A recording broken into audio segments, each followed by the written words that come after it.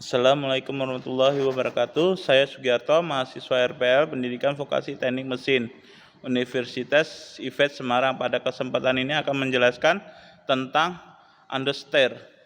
Apa itu understeer?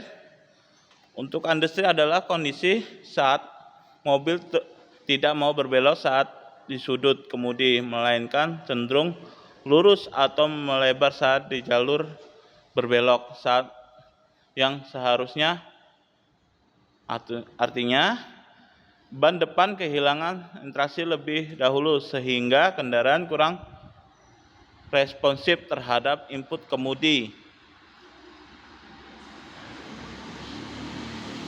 Ilustrasi sederhana, saat kita memutar setir ke kiri, tapi mobil malah cenderung lurus atau berbelok sedikit saja. Itulah understeer. Penyebab understeer umumnya kecepatan terlalu tinggi saat menikung, ban depan aus atau tekanan angin berkurang, suspensi atau geometri roda depan tidak seimbang, bobot mobil terlalu berat di depan, pada umumnya pada mobil FWD. Traksi ban depan kurang atau jalan licin atau berpasir ataupun genangan air. Komponen yang mempengaruhi terhadap understeer, komponennya dan peran terhadap understeer. Ban depan, tekanan umum untuk berbelok, ban aus ataupun tekanan udara, understeer. Suspensi depan, jika shock absorber atau pegas lemah akan mempengaruhi kestabilan dan kontrol kemudi. Steering system atau rak dan pinion T-rod, jika longgar atau rusak, respon kemudi akan buruk. Stabilizer atau anti-roll bar, mengurangi body roll jika lemah atau tidak seimbang bisa menyebabkan understeer. Rem depan, jika hanya rem depan bekerja melebihi saat bekerja berlebihan saat menikung bisa memicu kehilangan interaksi atau tidak seimbang. Distribusi berat kendaraan, mobil FWD lebih rentan understeer karena beban roda di depan lebih besar. Electronic Stable Control atau ESC, sistem ini bisa mengatasi understeer dengan pengereman selektif.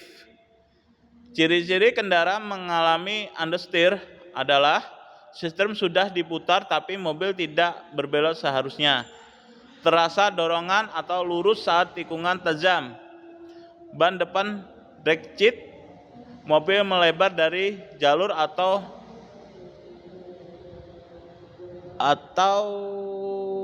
melampaui garis pembatas. Cara mengatasi atau mencegah understeer: 1. Kurangi kecepatan sebelum masuk tikungan. 2. Pastikan tekanan dan kondisi ban depan optimal atau terbaik. Periksa geometri roda atau camber atau tool. Jaga bobot kendaraan tidak melebihi di depan. Gunakan teknik mengemudi deferensi. Hindari gerakan setir mendadak atau menikung. Fungsi dari masing-masing komponen utama sistem kemudi dan suspensi pada kendaraan. 1. Inner tie rod.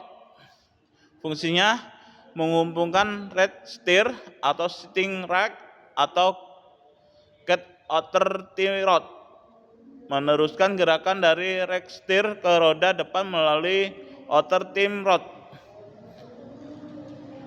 memungkinkan sedikit fleksibilitas karena biasanya dilengkapi hubungan fleksibel atau ball joint. Control arm bushing.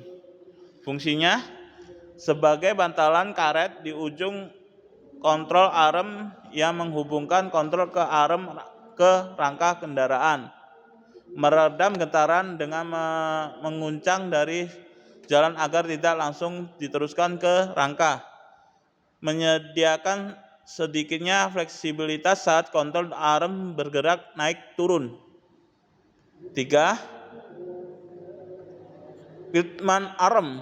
Fungsinya menghubungkan gearbox kemudi ke kontrol link atau drag link pada sistem kemudi.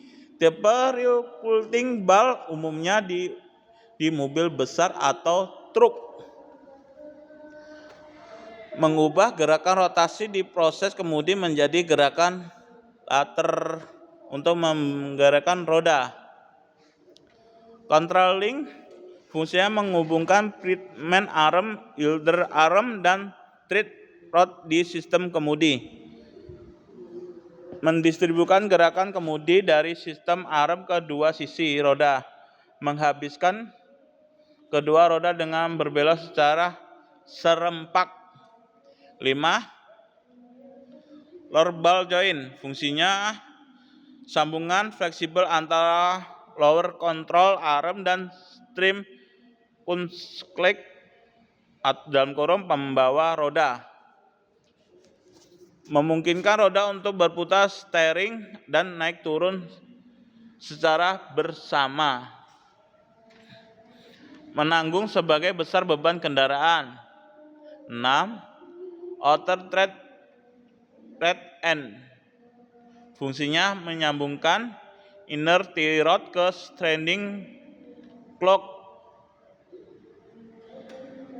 Meneruskan gerakan belok dari inner track rod dan ke roda. Memiliki ball joint agar roda dapat berbelok dengan bebas saat suspensi bergerak naik turun. Kesimpulan peran umum, komponen dan fungsinya. Inner T-rod adalah meneruskan gerakan dari rack steer ke out T-rod. Kontrol arm bushing meredam getaran antara kontrol arm dan sasis. Pitman arm meneruskan gerakan putaran kemudi ke drag link. Kontrol link drag mendistribusikan gerakan kemudi ke roda kanan dan kiri. Lower ball joint menghubungkan kontrol arm dengan roda, memungkinkan gerak suspensi atau star. Outer rod end menyambungkan T-rod ke roda, memungkinkan belokan dan naik turun. Dan terima kasih. Assalamualaikum warahmatullahi wabarakatuh.